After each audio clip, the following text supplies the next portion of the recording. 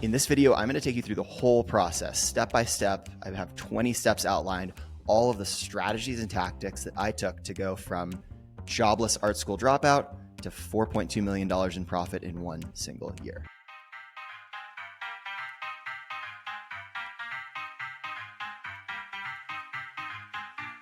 Starting with step one, which is establish your time goals. What do I mean by time goals?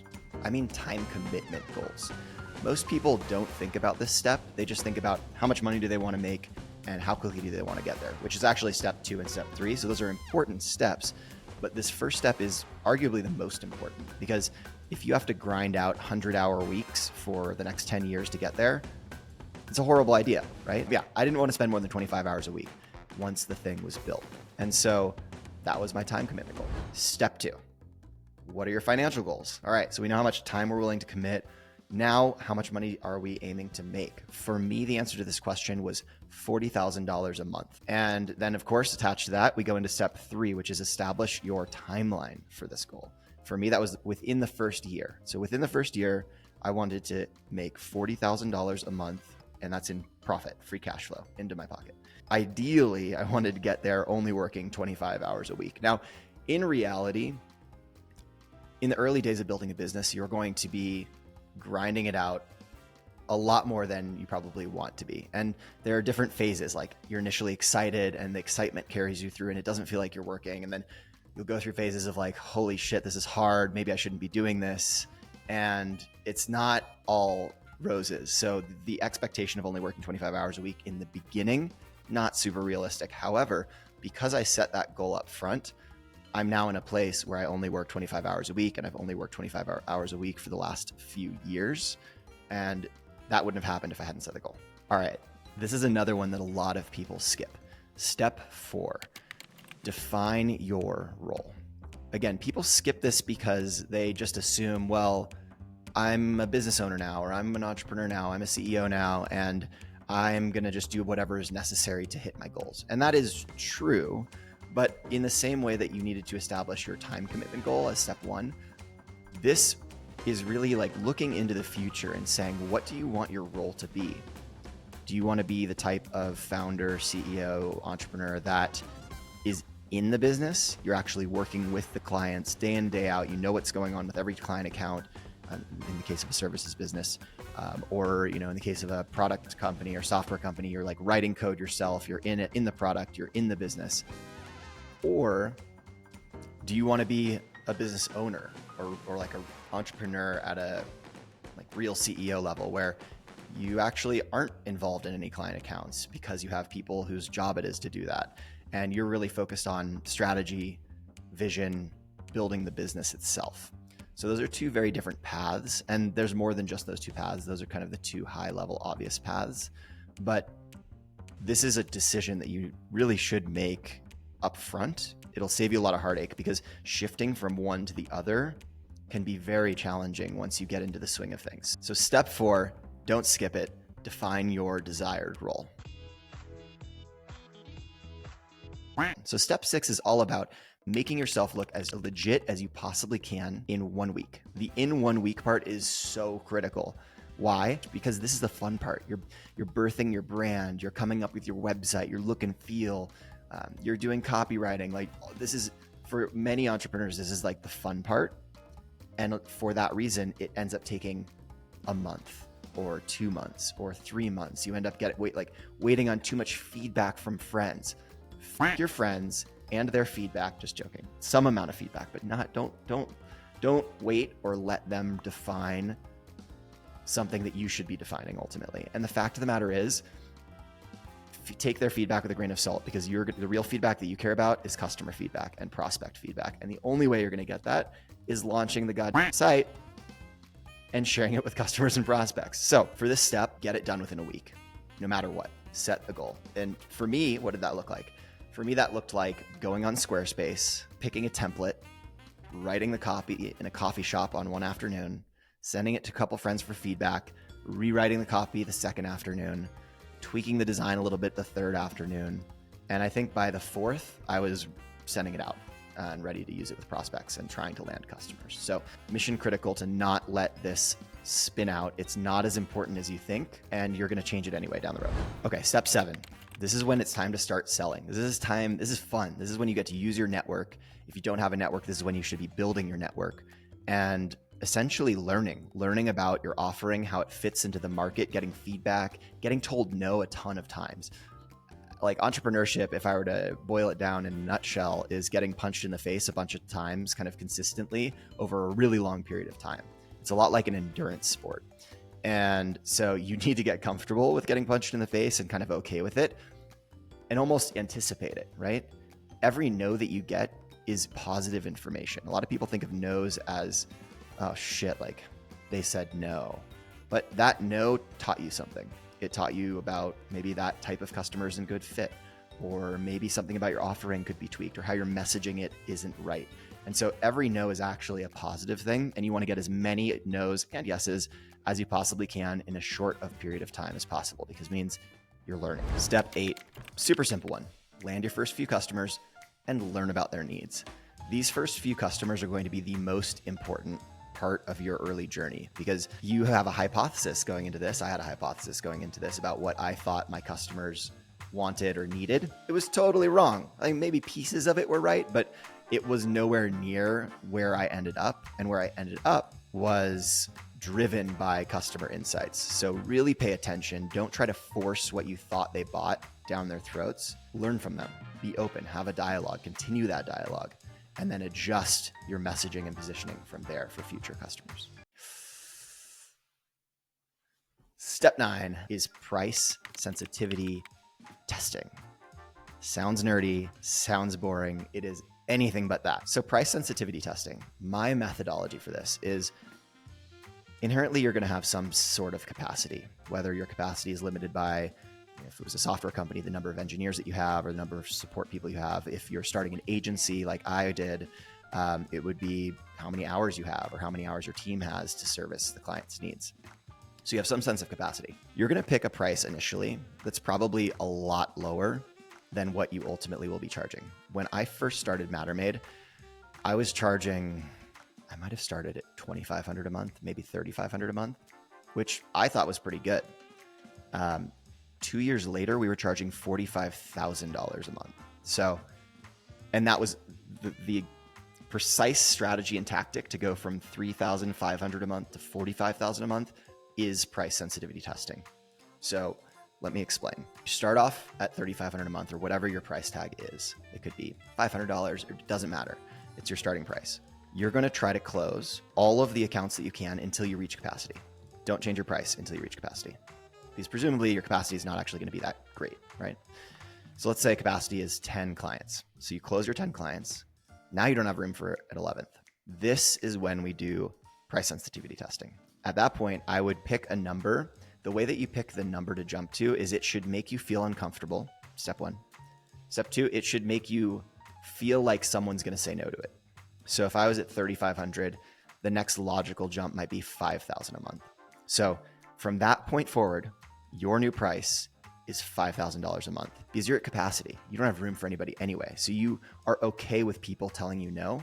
And what you're going to quickly find is that while yes, some of the deals that would have said yes at 3,500 might say no, you are going to start closing deals at $5,000 a month. It might just take a little bit more time. You might have to adjust your pitch, but you need more time anyway because you have to increase your capacity on the back end. So this is something that you're going to repeat every single time you reach capacity. Reach capacity, increase your price. While you're building your capacity back up, you're selling at your new price. And then boom, you go from 10 customers to your next 10 customers are all at $5,000 a month. And then you get capacity again. And then you repeat the process. And that is how you ladder up your pricing in a way that won't scare the shit out of you because you're at capacity anyway. So you won't feel like you're losing out on revenue. Step 10. Okay, this is kind of like a line in the sand.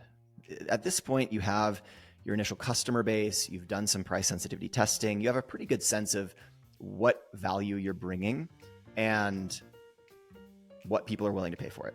You now need to decide what is needed to scale and are you willing to do that? And for some people, the answer is no, right? Scaling is hard. Everything that you work so hard to build up until this point is going to break. I promise you. The team that gets you from 0 to 10 customers is different than the team that gets you from 10 to 20 and then that team falls apart when you get from 20 to 30. And it's not necessarily the members of the team, but the processes that everybody's using. It will continue to break every time you hit a major growth milestone. So it's worth taking a step back and saying, what am I in this for? Go back to those initial 3 steps. What was your goal? What were your goals? And do you actually need to push and scale in order to hit them? Or are you at a place now where you're hitting those goals, you're comfortable, you're happy with your life, and you don't need to introduce complication and frustration?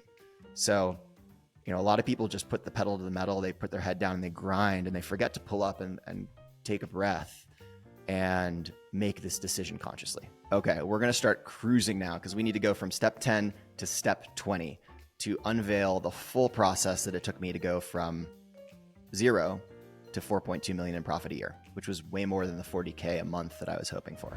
So step 11, become excellent at hiring. This seems like a non-statement, but again, a lot of people just don't focus on it and don't come up with processes to help make themselves excellent at hiring. They just think, oh, I'm either good at it or bad at it, I'll improve over time. Wrong. Take conscious steps, sit down with your team, assess your hiring process, and figure out how you can make hiring a strategic advantage for you and the company. Step 12, set the pace. You need to set the example of what pace you expect your company to operate at. Now, I told you that I only work 25 hours a week. However, when I'm working, I'm on, I'm focused, I'm present, and I'm driving. I think driving for me is the most valuable word or attribute that you could find in pretty much any hire. And it's something that I value in my own skill set. It's something I look for when I'm hiring. You can teach skills, you cannot teach drive. And so set that pace, surround yourself with other people who want to drive as well, and you'll have a whole ton of fun as you build this thing up. Step 13, become excellent at managing your team and their outcomes. There are a lot of different ways to do this. There's so many different methodologies. For me personally, I love EOS. There's a book called Traction by Gene Wickman, I think. And he created this thing called the Entrepreneurial Operating System, EOS. And that's how I run both of my companies. I didn't start off doing this. Originally, I started off with Mark Benioff's V2 Mom process. But over time, I transitioned to EOS and I haven't looked back since. It makes it really, really easy to set company level goals, individual goals, departmental goals, hold everyone accountable in a way that doesn't feel like you're micromanaging. Really enable them to hold themselves accountable. It's wonderful the difference that it makes when you shift from not having a management system to having a management system. It is night and day, probably one of the best things that you could do once your business is to, it doesn't even have to be that big. I would say if you have more than 3 people, you should be doing this. If it's just you, maybe not. But more than 3 people, roll this out and it'll be so much easier to maintain over time. So check it out. Traction, highly recommend the book. Step 14, a little bit of marketing for you. Beat the drum. You need to be sharing every single little win. When you sign a new customer, posting about it. When you have a customer win within the account, asking for permission to share that win publicly. You need to be the biggest champion of yourself because initially you aren't going to have other champions out there, or you're not going to have other loud champions out there. And so remind people about the amazing work that you're doing. Don't just assume that they're going to hear about it or leave it to chance. So that's a super easy step to keep in your mind. Create a process, make sure your team knows anytime there's a great win, you need to hear about it so you can publish about it. Step 14 really parlays into step 15 really nicely, which is to make your customers your champions.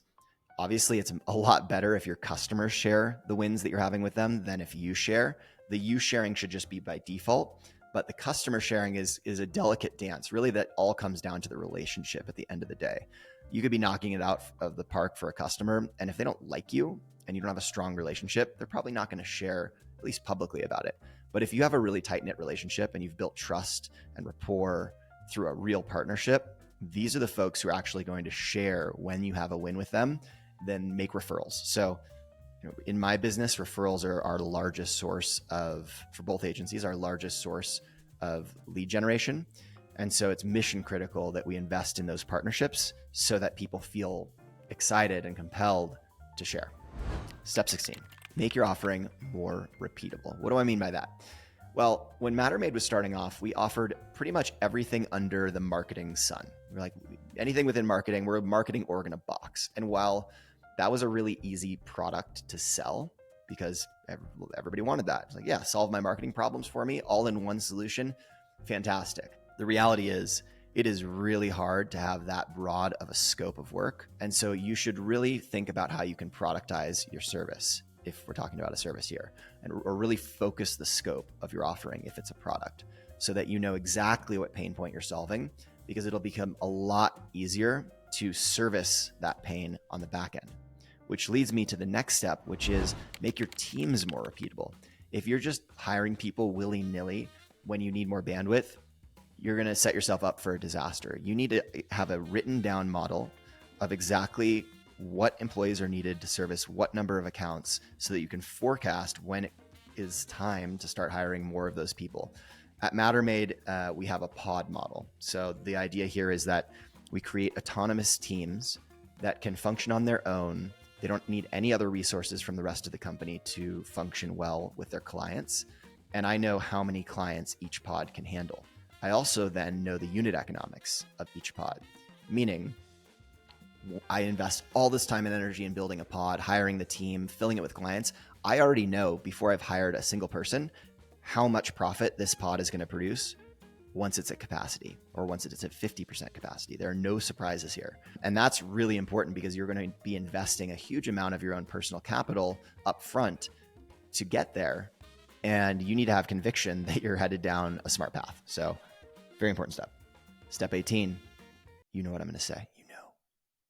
Price sensitivity testing. Oh, we're back to it. I told you it was going to come later.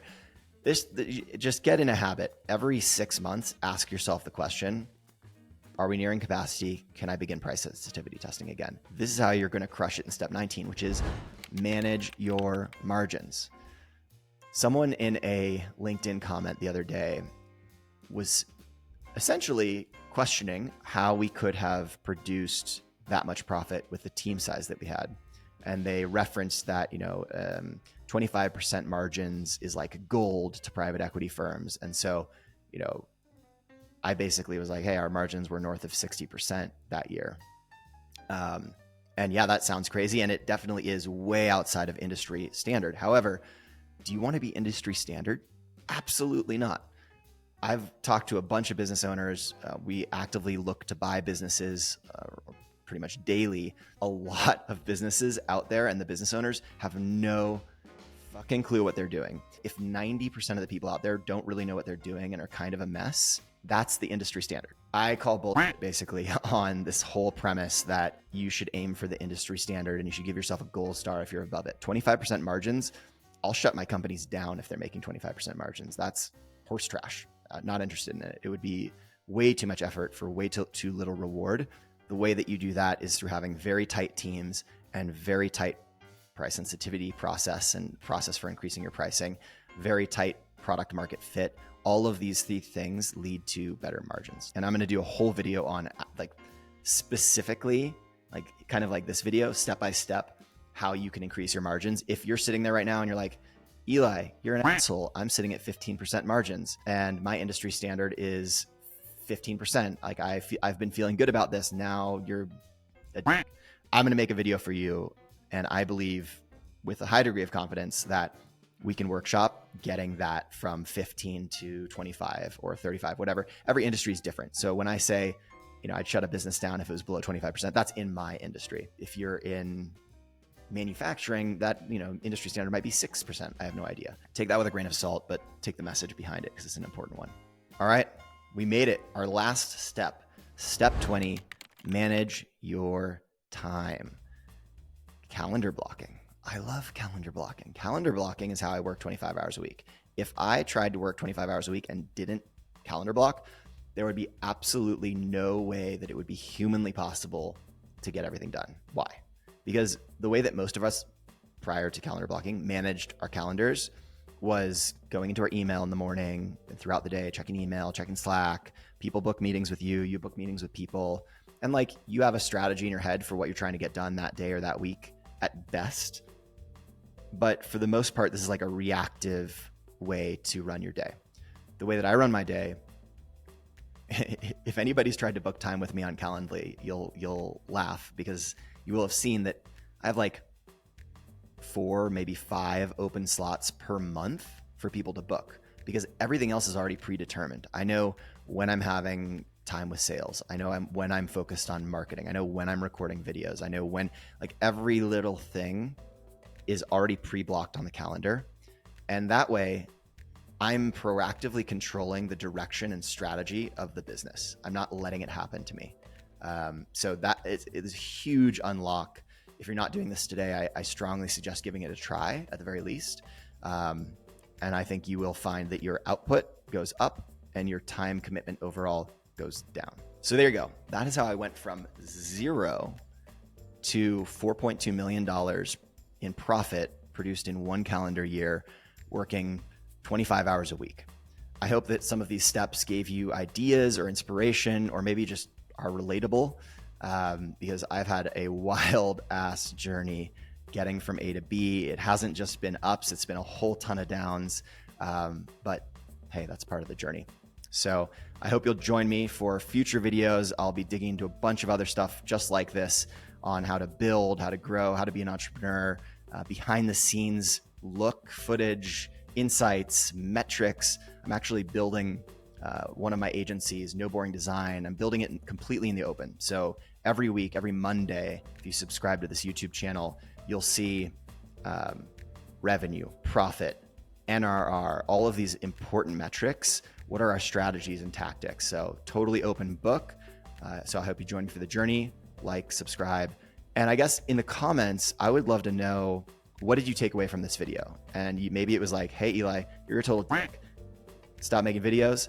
Or maybe it was like, hey, number 14 was awesome. Here's how I relate to that. So let me know. Your comments are the kind of fuel for future ideas, for future videos, and just inspiring for me to keep going with these videos. So I hope you enjoyed this one, and I'll catch you soon.